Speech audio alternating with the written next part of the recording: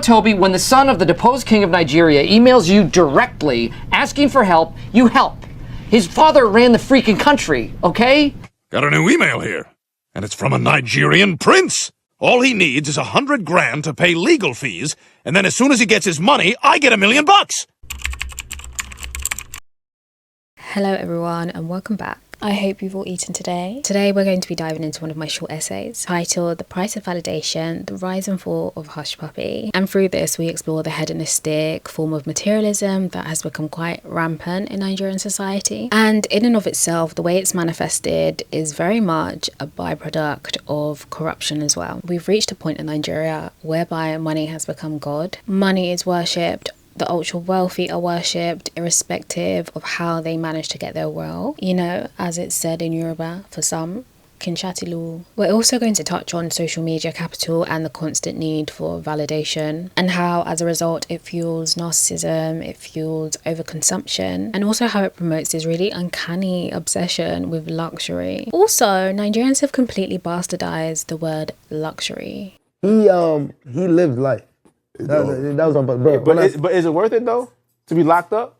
To me, it's not. But bro, some people are happy to ball for 5 years and be gone. Yes, you get suffer. You get and they had their time. There's some suffering in Nigeria. We say you get suffer where you go suffer. That's like you go through some hardship that you be like, you know what? Hey God, let me ball for 2 years. I'm good. Ramon Abbas, widely known as Hushpuppi, rose to fame through his social media presence on the likes of Instagram and Snapchat. By the time of his arrest in June 2020, he had garnered over 2.3 million followers on Instagram. He had established himself on Instagram as a social media influencer and also someone who does real estate, and he really managed to garner a cult-like following in Nigeria and the diaspora. Also, the link between real estate, construction and crime always makes me laugh. When someone's really wealthy and they say they do real estate, side eye. What do you do? Construction. So living in Dubai, Hushpuppi's online personality was characterized by extravagant displays of wealth. Like, he would take photos with a Birkin that could fit me inside. He was on private jets, he had luxury cars, he was at the most expensive shops, the most expensive restaurants. I'm pretty sure he had meat put in. I'm pretty sure he was pictured or videoed having meat put in his mouth. Like, that's so big guy. However, Hushpuppi's source of wealth was anything but legitimate. He was a cybercriminal and, in my own words, a dirty little thief. He was involved in defrauding numerous victims worldwide. He was defrauding corporations and he was also laundering money. Don Alway, assistant director of the FBI, stated that Abbas was one of the most prolific money launderers in the world. 419, 419, 419. Within the Nigerian system, Hushpuppi's crimes would fall under what is classified as 419, or more colloquially, Yahoo. The term 419 refers to the section of the Nigerian Criminal Code that addresses fraud. It also outlines the charges and the penalties related to such offences. So the term 419 just ended up being normalised within the pop culture lexicon, and yeah, which I think is very Nigerian. The rise of 419 or Yahoo began in the early 2000s, and it started with the rise of internet cafes across the country. And the term Yahoo or Yahoo boys originated because these young men would use sorry, there's something really unserious about this topic, but it is quite a serious topic, and I condemn cyber criminals. So the term Yahoo or Yahoo boys arose because these men would use Yahoo Mail, and they'll use Yahoo Mail to send out their fraudulent emails or correspondence, whatever you want to call it. And one of the most earliest forms of this scam was the Nigerian Prince scam, which was essentially a phishing attack. The scammers will promise a financial reward in exchange for financial help. It's like someone saying to you, can you give me 50,000? I desperately need the money, and once the matter resolves, I will give you 80k. Questionable. Let's keep our eyes open, people. So to put it properly, victims will be asked to make an advance payment or provide personal information, and that would allow them to claim their prize at the end. A few months back, I got an unsolicited email from an actual Nigerian prince. The prince needed to transfer $40 million out of the country. He offered to split that with me if I paid the $5,000 for the transfer fees. And you gave it to him? Yeah, I did. I was sure the guy was on a level because of his bad spelling and grammar. So for the past 30 years, Nigeria has been closely associated with internet scams and fraud, such that it's found its way into international media, Nollywood. You see it being referenced in so many different things. And it was also somewhat glamorized in Nigerian music culture with very, very popular songs like Yahuze, Magadompe. Although I really do have to mention, for balance, my lovely Nigeria is misrepresented in this. I am defending Nigeria today. Ooh. So if you're listening to this, it's your day to play the lottery. The volume of cybercrime coming from Nigeria isn't that high compared to others. China has a very high number of cybercriminals and cybercrime. Sources do tend to differ, however Nigeria, from what I can see, doesn't end up being in the top 3. A cheeky top 10? Yes. Also, it's reported that there's a lot of cybercrime coming from North Korea. Also, can I just say that Nigerians are not doing cybercrime because of slave trade? Stupid Western is payback time. Slave trade. And that guy was very iconic and funny for that, because sometimes blame slave trade when you have absolutely no excuse for what you're doing. Nigeria, Nigeria, Nigeria. Despite being such a pretentiously religious country, emphasis on pretentious, money is God. It's become a defining factor in Nigerian society, and more often than not, it literally blurs the line between right and wrong. There is a constant lust for wealth. It doesn't really matter how you've got it, just have it. Politicians are greedy, religious leaders are greedy, real estate developers are greedy, business owners are greedy, greedy journalists that watch my videos and read my articles but take my work as their own. Greed is embedded at every level in society. I don't know if I need to qualify that statement by saying yes, of course. That's a generalization. Because sometimes people comment on my videos and they're just like, you've generalized. Yeah, I have generalized. Yes, it's a generalization and you should be able to understand generalizations. It's a country where wealth and status is revered almost to the point of deification. I'm currently editing and I just realized there was an extract that I wanted to share. Materialism is manifested in different ways in Nigeria. People may not necessarily call themselves materialists or even know that they are driven by it. And some people have a drive that all that matters to them is material wealth, earthly prosperity, social fame and popularity. No matter how it comes, then they are influenced by a materialist culture. They are driven by the material attitudes to life that values comfort, sensual pleasure and wealth above all others. Nigeria is a society that is plagued by a get-rich-quick syndrome. Some people want to make it at all costs. The craving for wealth has made many abandon their moral values. And as a result of this, we have created a culture that prioritizes wealth over ethics and integrity. Please do read my article that I wrote for the Africa Centre. It speaks about wealth worship in Nigeria and of course the role religion has to play in this as well as corruption. However, I will quote myself. In my article, I write that Nigeria offers very little to those without financial means. In a society where access to healthcare, sound education, security and even dignity is tied to wealth, poverty is more than just an economic condition.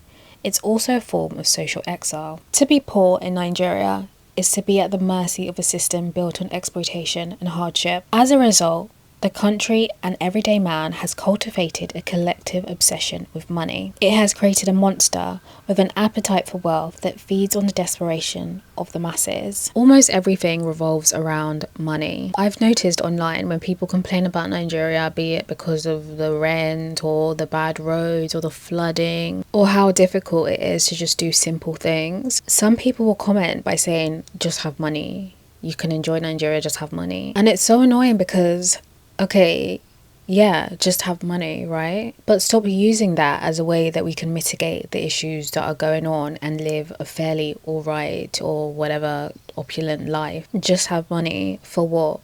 The basic standard of living that you can easily get in other countries. Just have money. No, why don't we just have a system that works?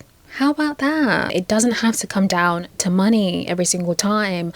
Lagos shouldn't be flooding. I can't express how embarrassing it is to see every rainy season the streets filled up with water. It's just so pathetic. I can't express how pathetic I find the Nigerian system. In fact, for an example, let's take real estate. The country's environment is literally being eroded by greedy developers. There's no regard for ecological balance. There's generally a very, very little culture of maintenance. Natural resources are being exhausted with no regard for sustainability. Everything is just so reckless and exhausting. In Lagos, they're building these crazy ass homes. I believe what they do is that they ignore setback rules if they have any, and they literally squeeze as many homes as they can onto a single plot. There's this obsession with artificial grass. Mind you, Nigeria is a tropical country. It can nurture greenery. And then you'll get some crazy ass realtor who will market the property for 600 million naira or something ridiculous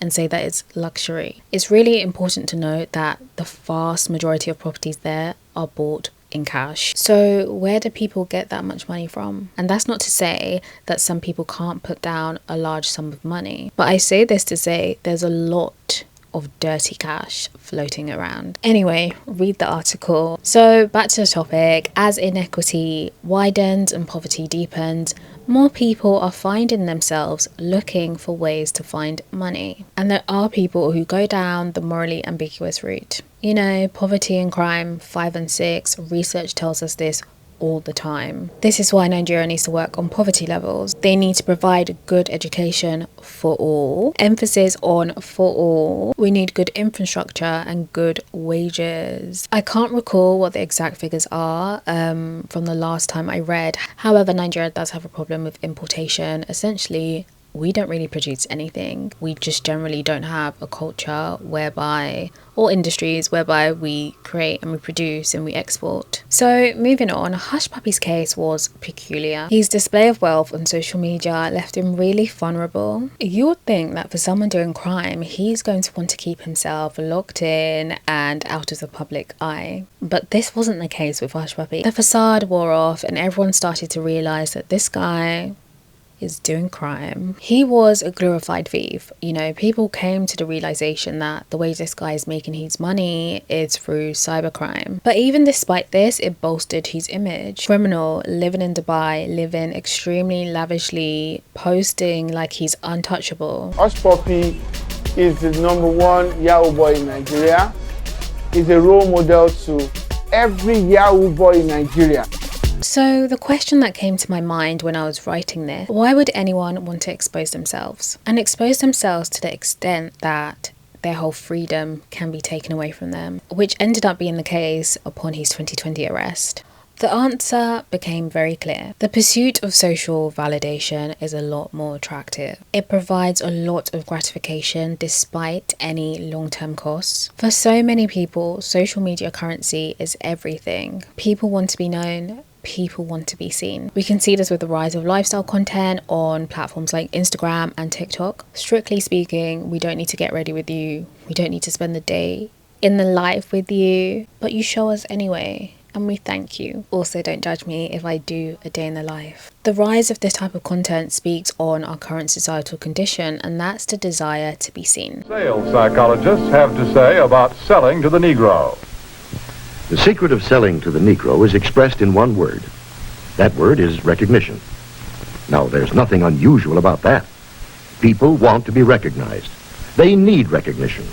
That's basic in all of us. But perhaps because he's had so little of it, the Negro needs even more. He needs to feel important and appreciated. This need is a very real and important one. It shows up even in many of the Negro's shopping habits. So this was an extract from The Secret of Selling the Negro from 1954. Despite being a blatantly racist marketing film, they make some interesting points that align very well with the man in question here, the man being Hushpuppi. Everything Hushpuppi did online was for recognition and approval. The film's insights about consumer habits, particularly around the need for approval and social recognition, is not exclusive to black people. They do, however, make a point regarding consumption. At least for overconsumption, it's a way to be validated in one way or another. Also, the film exposes, I believe unintentionally, the parasitic nature of marketing, and that's how marketing feeds on insecurity, aspiration, and identity. And as our digital economy continues to grow, we're only going to continue to see more of this. I do recommend watching that film in full anyway, just for research purposes. So it's widely accepted in psychology that people seek validation to enhance their self-esteem, establish social status, and reinforce a sense of belonging, which I must add is completely natural. We are social creatures, so this is just normal behaviour. The flip side, of course, is the fact that it can manifest into quite harmful behaviour. In our digital era, validation can be sought online through online interactions and posts, which may help reaffirm one's sense of self. You can get lots of recognition online through likes, shares, comments, and they're all digital indicators which signify approval, or in some cases rejection actually. So for Hushpuppi, being a faceless John Doe would have offered little to no satisfaction. After all, what's the purpose of having immense wealth when it can't be flaunted? And in this era, our social media is very much an extension of us. And there's a compulsive need to supplement all of our physical and social experiences with a lovely social media post. As Sontag observed, photographs will offer indisputable evidence that the trip was made, that the program was carried out, that the fun was had. Similarly, Maria Popova notes, this aggression precipitates a kind of social media violence of self-assertion, a forcible framing of our identity for presentation, for idolization, for currency, in an economy of envy. In my whole generation, my papa, now only me see escape poverty small. Only me for our whole generation. When I want to climb that same me, say no, I suppose suffer. Only that me, where escape, where they chop no sweats. When I look at no deserve no strength. As my papa pay also reach, my papa also pass Buhari. I suffer so much, and you know enjoy one enjoyment from the government till today. One single enjoyment my papa know they enjoy. So someone like Hushpuppi, who came from modest beginnings in Nigeria, showcasing his newfound riches would have been his way of showing that he has arrived. It was I better pass my neighbour ideology in action. As stated earlier, Nigeria is a place whereby wealth eclipses basically all other virtues. Having money, having status will garner you a lot of respect, and you will gain a following. And the preoccupation with wealth and status literally shapes even the most mundane interactions. It changes how people are treated. So when I think about it further, Hushpuppi's need to broadcast his wealth wasn't really just about vanity. It wasn't just an individual ill. For me, it exposed a broader societal condition, and that's the obsession with money and status, and also narcissistic attitudes. Which brings me on to my case study today, which is Segun Johnson. And you're probably thinking, what the hell? How does that even link? So Segun Johnson is the popular singer, MC, whatever. He makes his money by performing at parties. And when he sings, he praises people, he hails them, which is pretty normal in Nigerian culture. We love it. We love words of affirmation. In fact, what makes our hailing culture in music particularly unique is how deeply it feeds the ego. It's very much music for the ego. And that's not to say that I don't enjoy it. In fact, I love it. It's very popular amongst Yoruba musicians. It's been a part of our music history for decades. All the old school singers do it. It's pretty wholesome. It's very panegyric. We love to flatter and we love to honour people. But Segun Johnson's version is a bit different. It's hyper materialistic. It has an emphasis on money. He actively encourages heavy spending through his words. Remember in 2024 when Bob Risky got bagged for spraying money, which under Nigerian law is illegal. Bob Risky was spraying money at the party where Segun was singing. And Segun was singing Shole no yeton, Shoma no yeton.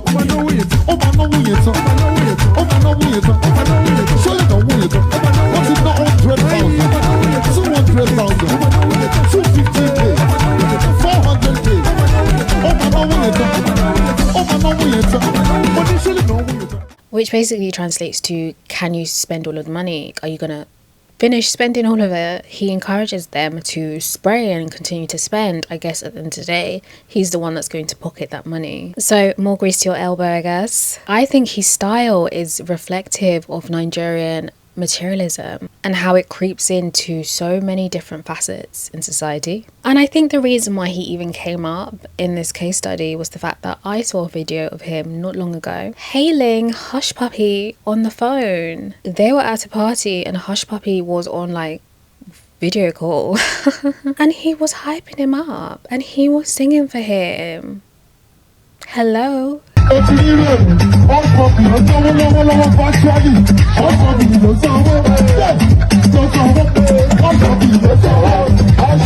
And from what I could hear and translate from what Segun was saying, he was essentially saying, can you see Hushpuppi is spending virtually. And it links back to my point regarding integrity. Hushpuppi's crimes are not victimless. People who scam people ruin other people's lives. It's not a harmless crime. Some people even resort to killing themselves because they've lost so much money. And that's because there's a cheeky bastard on the other side of the computer scamming them. And for balance, not every single performance that I personally witnessed that Segun Johnson has done revolves around money. And before anyone jumps in with that, oh, it's just culture, that's Nigerian culture for you. Culture does not operate in a vacuum. It doesn't operate in isolation. Are you spending the nuts? Are you spending the nuts?